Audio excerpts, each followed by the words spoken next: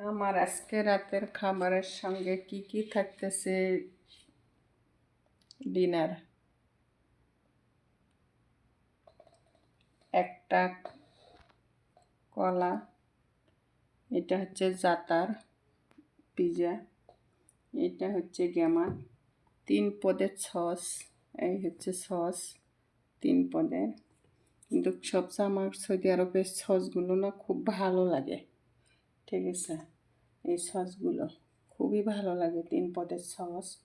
পাশাপাশি একটা সেন্টুস আছে, মানে মাংস, হচ্ছে দুম্বার মাংস।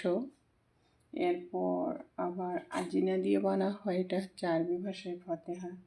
যাই হোক, অনেক সুন্দর আজকে রাতের আমার ডিনারটা।